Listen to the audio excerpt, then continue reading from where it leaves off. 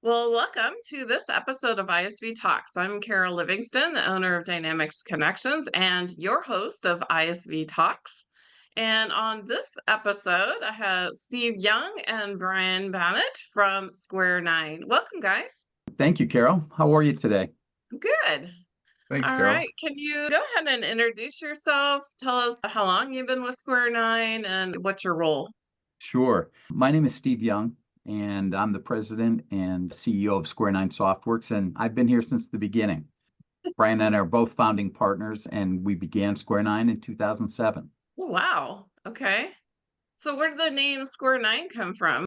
Well, it's kind of a tribute to where we're located. We're from New Haven, Connecticut, and a lot of people aren't aware that New Haven is one of the first examples of modern urban planning. It used to be where settlers would come in, they'd build a church, and then everything would just kind of be built around it. Right. In New Haven, they actually laid it out in 9 squares with the town green sitting in the middle. So when Brian and I first found this company back, in the early 2000s, we didn't have office space. We used to meet in a small coffee shop that was located in New Haven's 9th Square. And then when we were searching for names for the company, we kind of took Square Nine as a variation of the 9th Square district, kind of as an homage to the roots of our company. Oh, that's nice. So, yeah, so that's really interesting. So a coffee shop too. That's, you think Yeah, about we had, starting out of the garage, but so yeah, well, they had good coffee and free internet, and so we could hang out there for hours two at a most time. important things entrepreneurs need. Exactly. All right. Well, tell us, Steve, what's kind of the description of your products for Dynamics and what are your unique features? The Square Nine platform is really a solution that's built on AI-driven data extraction. So we're looking to get information out of financial records like vendor invoices and receipts and other related documents. And then what we do is we put that information into motion. So we automate the AP process for the flow of information through payables processing in a cloud-hosted platform. So I guess what makes us unique is a couple of different things. I think as a capture and process automation platform, we're very different from other AP solutions. And I think that really shows up in the flexibility of our products, which allow you to customize the user experience rather than forcing you into a rigid process with very few options. I think the second thing would probably be that our integration with Dynamics goes beyond just AP. We are an intelligent Oh, information management platform, and we'll automate other functions outside of AP processing, including things like vendor and customer onboarding or other financial processes as well. nice. So kind of do that digital transformation, as they say, right?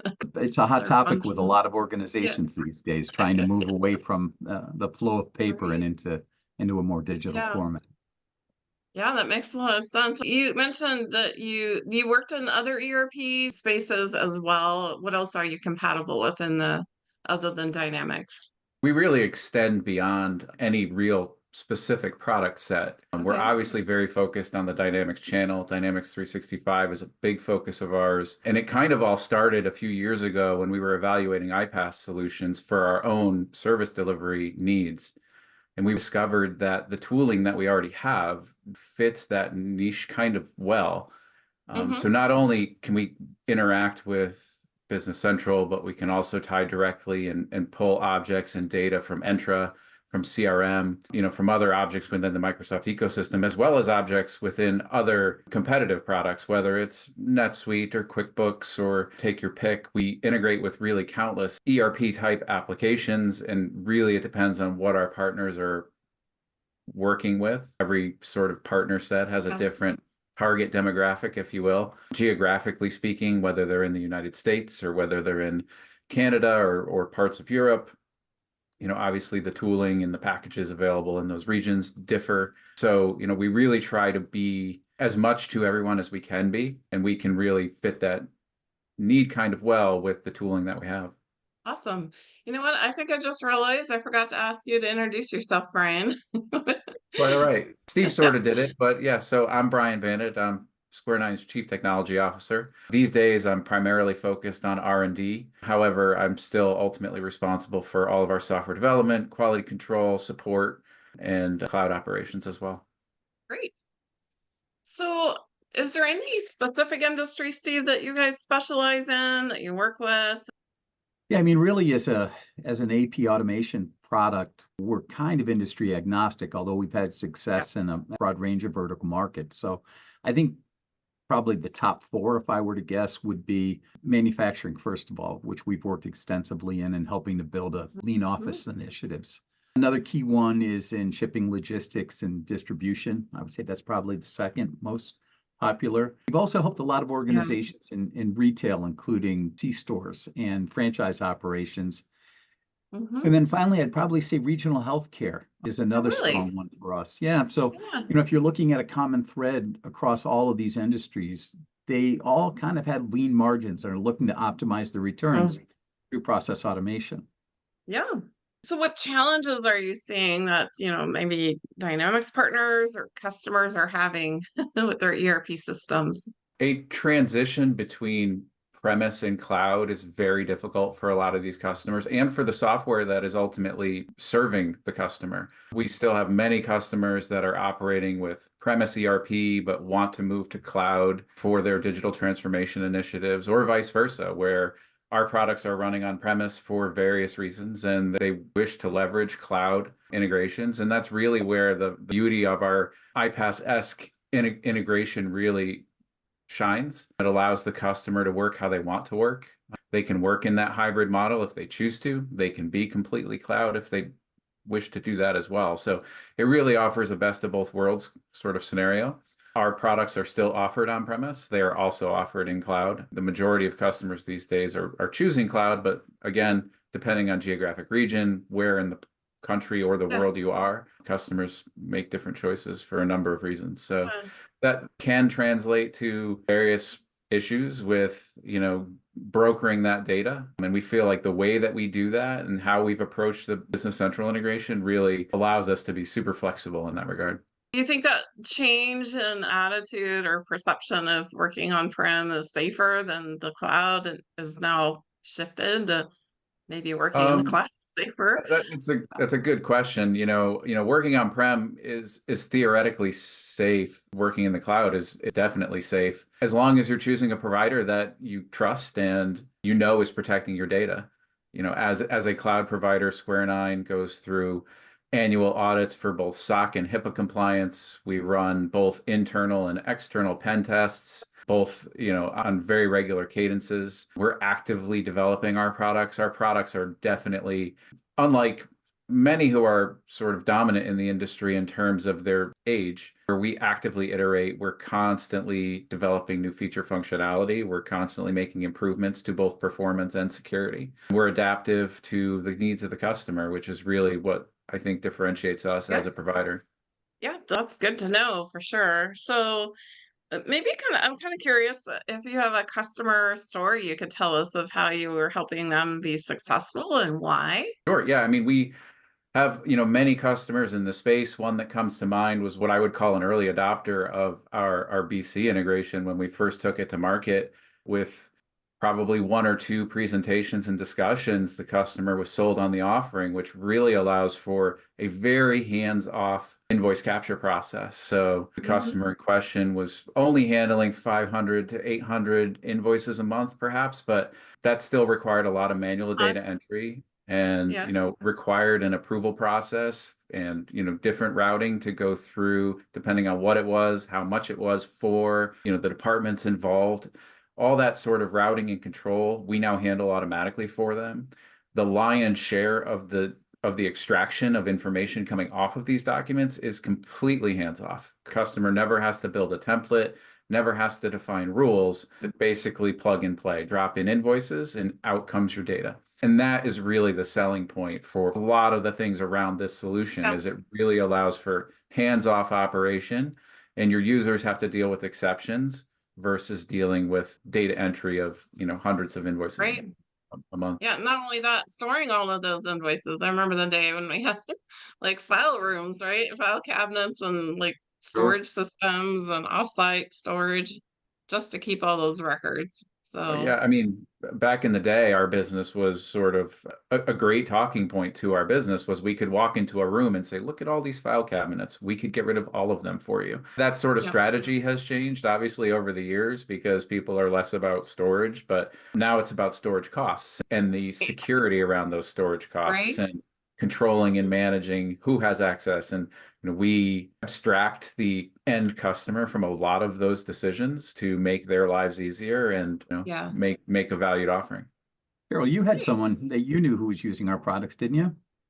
Yeah, in my conversations with partners, which I talk to all the time, we were reviewing your solution. One of the attendees said, "Oh, actually, my husband's company uses Square 9 and they had an on-prem Hmm. ERP, so they weren't quite ready to maybe migrate or move to a cloud ERP, but they engaged with Square 9 and they were really pleased because they got that modern functionality. It was cloud-based, it can work remote." She said they were really happy with it. So, and Good. I thought that was a great testimony. Just by chance, I had Yeah. conversation with one of my partners. Yeah. Oh, that's great to hear. So let's kind of shift a little bit here, Brian. I want to find out what are some of the new things you're looking to introduce to add value, maybe help customers on their journey to the cloud.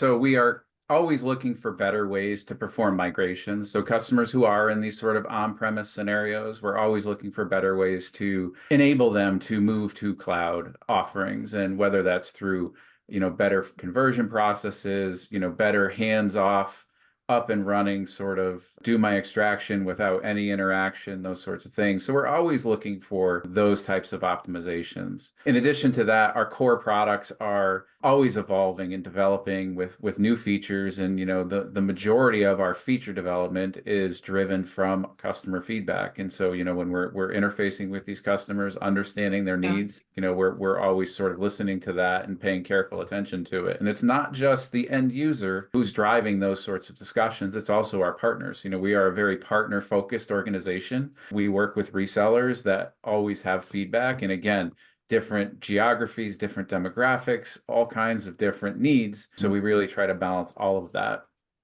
The product itself, we just introduced recently a new vendor portal. So you have the ability to expose documents perhaps to your customers or to your vendors, depending on your needs. So that is sort of a common ask with especially in the AP/AR space, where I would like to give my customers the ability to see their invoices and those sorts of things. So features like that are constantly churning and coming. Our AI strategy is also constantly evolving. Obviously, it's a big focus and a big talk track amongst, anything in tech these days, but AI is certainly not done for us. We are actively developing and evolving our AI Yeah. sort of strategy and needs. We are currently implementing and designing around some improved extraction for much more generic data sets. So something with less definition than an invoice might be, the ability to do better extraction on tables, and tables again without definition. So, when you look at an invoice, most Yep. invoices look very similar, right? From a table perspective. And sometimes the header fields might be different, and sometimes the table data might be different, but it's generally the same core structure and set of data set. And we are currently working with some AI tech that is allowing us to go much beyond that in a much more variable way. So we're really excited about that and where it might go. We're also exploring ID extraction with AI. So the ability to extract, driver's licenses, passports, things like that. Again, completely hands off with no sort of knowledge or definition. So lots of stuff that keeps me up at night and thinking. And it's a really exciting time in tech, generally speaking. So Yeah, I mean, you hit on AI. That seems to be the conversation with every, especially in Dynamics. Microsoft's investing heavily in AI, as you guys know. Yeah, they're So really one of the four key players in that space right now. Microsoft is heavily vested in it. yes, they are. So, Steve, tell us, the AP automation space is so crowded. Why choose your solution, Square 9 AP automation? Yeah, well, we've been doing this for a very long time. I think a lot of people in the Microsoft channel probably aren't as aware of it, but we've been doing Hmm. this for, the past 20 years, as I had mentioned. But I think really our solutions and really what makes them different and why it would be a good fit for anyone who's looking for a product that's less out of the box, right? It's, sometimes it's just too confining And the customer needs more flexibility in the way that they work. They don't want to have their business process defined for them. They want the software to work the way that they do. And I think that's really what we do that's very, very different than a lot of the other products that are out there right now. Yeah. So, yeah, I know that you have like a custom web form studios. What does that mean? Is that something like I could use as a user or as an administrator of the system? Sure. It's probably one of the things that really attracts a lot of our new customers, as a matter of fact. That ability to be able to create web forms and eliminate paper forms is huge in any organization because it's the collection of that data that ultimately gets entered in. So there's a lot of different examples that, we could use, but probably one of the most common ones is the W-9 process, right, which is an extension of AP. For example, if your customer placed an order and you begin to enter that order and you notice, you could be automatically notified, for example, that they don't have a W-9 on file. Well, with the web forms piece, it can automatically send them an email with a link to the web form where they can complete the W-9 and submit it back to you so that you're in tax compliance. That's just one example. Another might be that it could just send you a web form where you could attach an existing W-9 and again, allow you to be in tax compliance. But again, it's solving those types of problems that this extension of web forms allows you to do. And the web forms platform itself is very tightly integrated into our workflow platform as a whole. And Right. so, you really have the ability to build application flow that goes beyond what you might expect to see from a traditional forms tool like a SurveyMonkey or something like that. We really have the ability to drive and control the user's flow as part of a cohesive ecosystem. So, as Steve said, that W-9 process where you can onboard new vendors and things like that, and the workflow can automatically understand by reaching into Business Central to say, does this vendor exist? Yes or no? And then drive a workflow process that ultimately governs, should a W-9 be requested for this vendor, or is this a garbage invoice? Perhaps it's a spam invoice or some kind of fraud-based invoice that is being pushed to us with the hope that we might pay it. So all those sorts of controls and checks and gates can be put into a process that extends beyond what a traditional form might be expected or capable of handling. Exactly. Yeah, and so I'm, kind of visualizing in my head, like, an invoice comes to, say, the AP department, and then your system is scanning that document, or what's happening? Yeah, so document, it arrives, whether it's digitally or in paper form. More and more documents are showing up digitally these days, obviously, for obvious reasons. And we have the ability to ingest all sorts of them, right? Whether they're coming in via an email, whether they're coming into a user's email box and they choose to drag and drop it somewhere, whether it's being physically scanned. That process starts with the user or starts with, the receipt of a document. And from there, processes automatically happen. The system is monitoring, polling, waiting for work to perform. Generally, it hits that AI step first. It's going to do a full-scale extraction of everything that it can attempt to identify. It's going to attempt to match up those values to the relevant field data on our side. And then depending on the customer's needs, we will route that however it needs to be routed. If that needs to be routed for approval, if that needs to be routed for coding, if it needs to be routed for both purposes in two different steps or the same step, the workflow, again, the power of the workflow has the ability to be very scalable to the customer's actual need. Okay. So, and if they use another platform like maybe Teams or something like that, you could work with that as well. Sure. Okay. Awesome. Well, any other observations from partners? It sounds like you guys are working in the partner channel for a while, but long-time partners or even new partners in this space. We've definitely been working with partners for the majority of our career in one form or another, but I know one of the things that I hear probably more than anything these days is around the challenges of getting their customers to migrate from Great Plains to Business Central or to F&O. With the end of support for Great Plains coming up in 2028, it's a kind of a ticking time bomb for a lot of other partners that are out there. They want to transition their customers smoothly over in an organized way. And on the other hand, the customer is saying, well, I've got something that works, it's paid for, and I'm not in a hurry to go forward. So really, I think what we're trying to do is help our dealers with a compelling reason for their customers to make that change by giving them some real benefits that they might not have normally right now, and really allowing them to offset the costs of any migration that are out there. So could they start with migrating to when they're on GP or another system and then later migrate to Business Central, let's say later, and still use kind of that continuity of the AP Sure. automation? Sure. Again, it might be a slightly different process because again, they're two different products, but there's no doubt. I mean, a lot of the customers that we have right now who are Great Plains, who are starting that transition process, in the back of their minds, they're seeing this change coming. So they want to make sure that they have a product that's tightly integrated with the BC platform as well. And release customers change. We've, as Square Yeah. 9, we've iterated on 3 different ERPs over 20 years. And, release points change, but our business process really hasn't. I mean, certainly over time, our business processes have evolved for sure, but the core sort of flow of how things work doesn't need to change. And our system really supports that model, right? The release point changes Right. and the touch points of that release may change. The way you release something to Business Central and how Business Central expects objects to get created on their side is certainly different from GP and certainly different from other competitive products. But the overall user flow does not need to change, right? How things get approved, how things get coded. Ultimately, they release off, and that part will change over time. But the part that is really driving the business and the core does not change. Mhm. Yeah.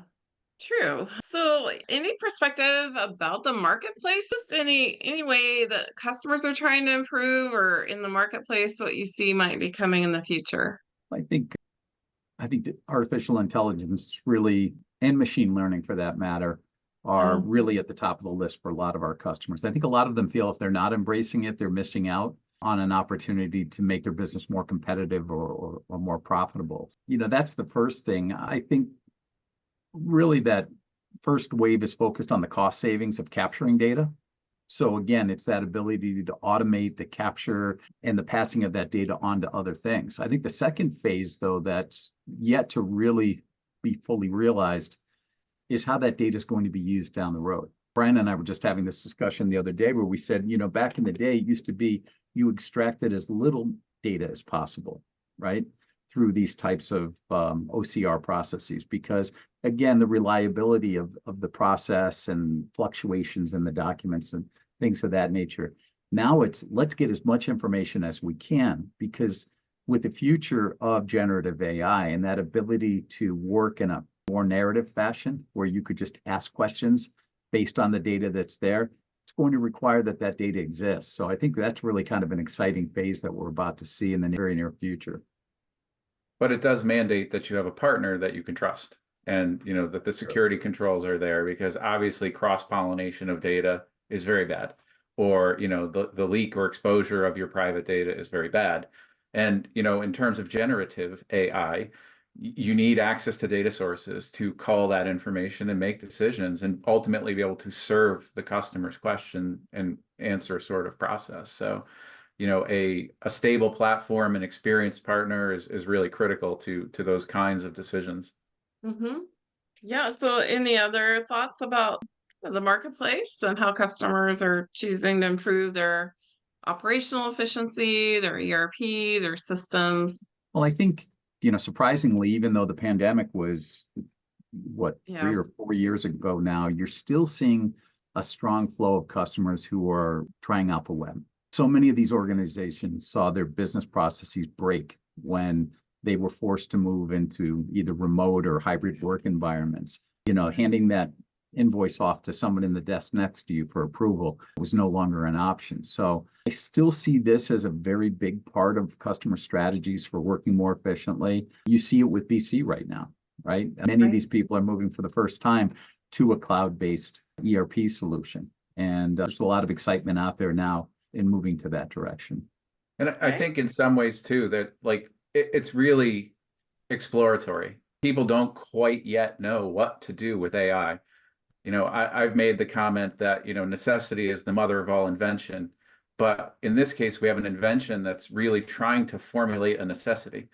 And that's an interesting concept, right? Like You've It is. got this tool that everybody wants to use, but not everybody is entirely sure what it is or how it works or what it can really do for them. And so I think we're really just at the precipice of what could come from this sort of rocket ship of technology growth that we're currently experiencing right now. It's really an exciting time. And there's all sorts of things that, the products like ours and many of our competitors can do to really help organize and optimize your business flow. One of the things that, Steve and I were kicking around last week was, fraud control or fraud prevention. It's not enough to say that you are secure and your vendors make sure that your data is controlled and not being stolen.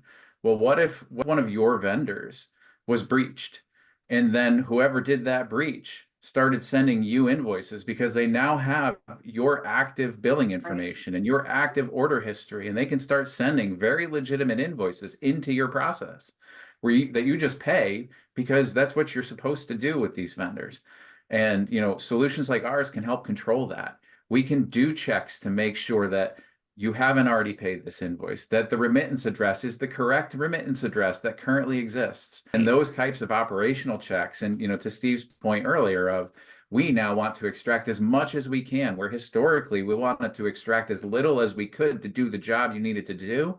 It's the exact opposite with this, new dawn of information that we're really approaching. Yeah, it's aggregating all that data and trying to figure out how you can leverage, get down to AP automation down to like 2 clicks, and they're Sure. paid kind of thing.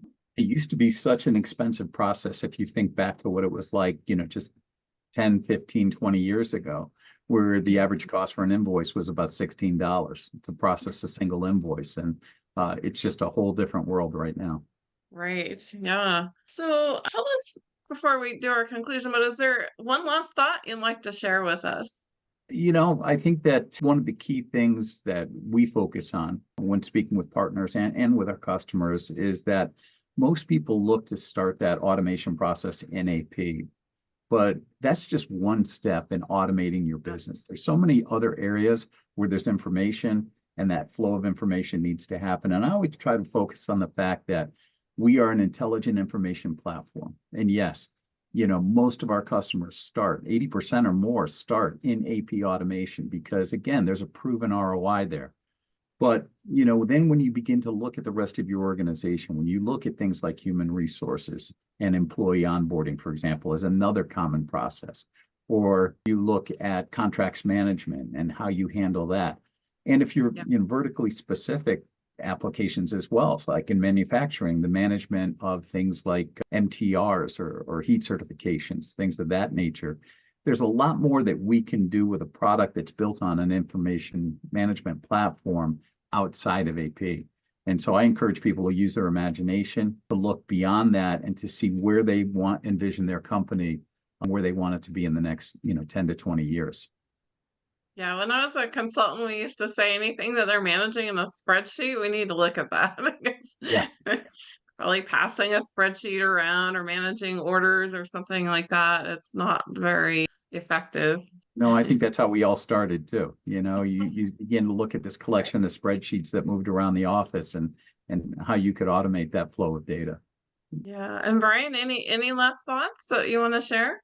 I think it's really products like ours really offer, just to echo Steve's sentiments, they offer the ability to really extend beyond your current need. And, whether that's with the web forms tool or just document and process automation workflows, these tools really offer you the ability to solve a lot of complex business problems using technology that you are already investing in.